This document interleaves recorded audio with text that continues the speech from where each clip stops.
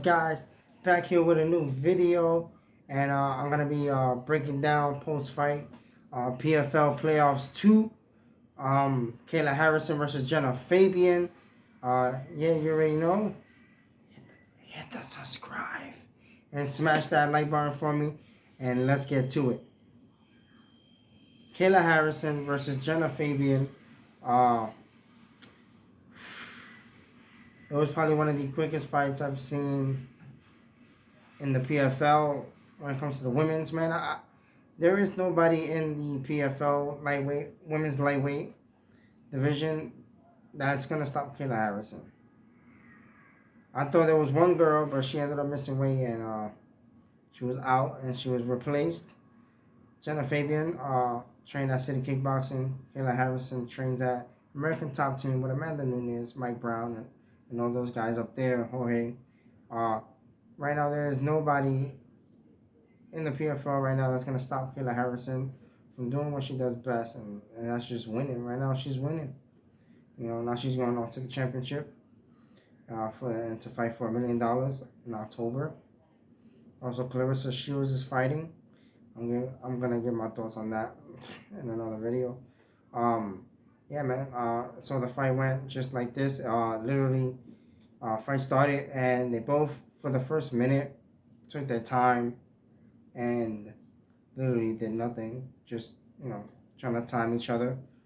Not really much was thrown for the first minute, and then as soon as the first minute went, Kayla went in to try to go for a takedown. Jenna stuffed it for a second. It was up against the cage for a little bit, and after a while of just tussling and doing knees to the body, Kayla ended up taking her down, and from there she took her down.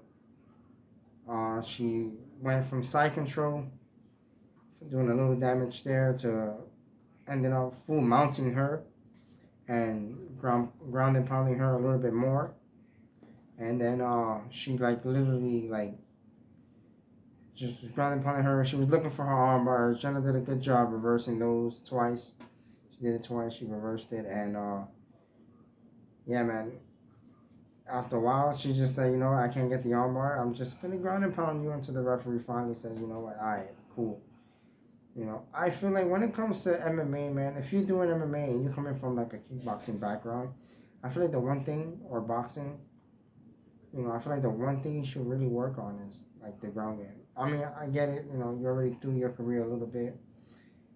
You're established as a striker. I'm a striker myself, and still work on a lot of jiu-jitsu.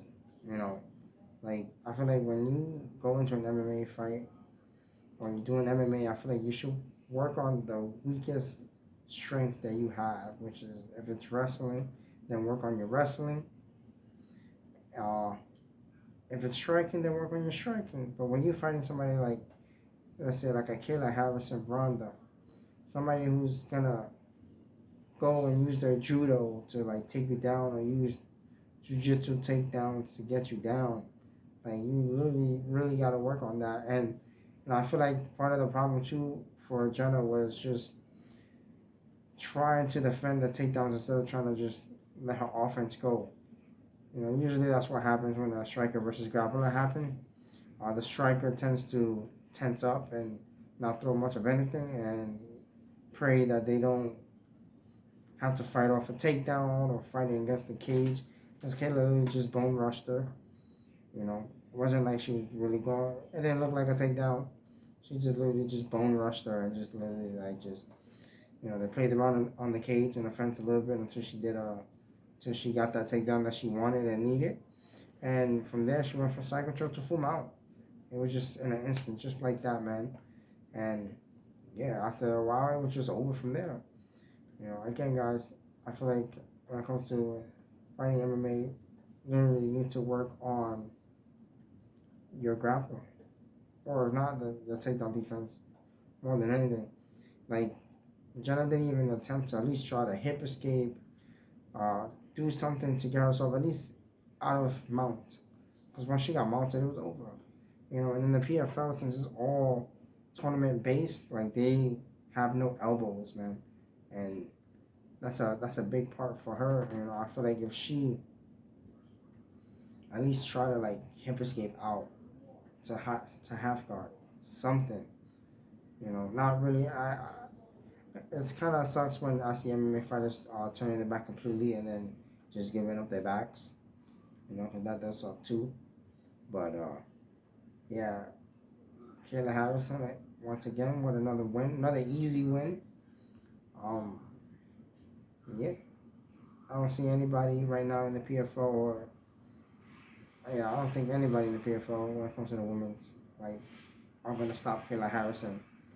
You know, Kayla Harrison is a beast. She trains with beast. She's a two-time judo gold Olympian. Like, she know what she's doing in that cage.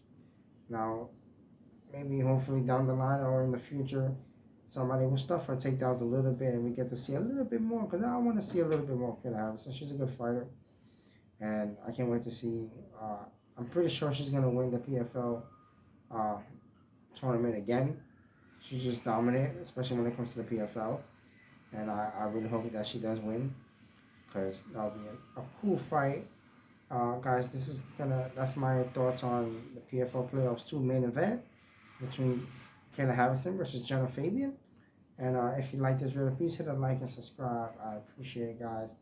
And yeah, I'll catch you in the next vid.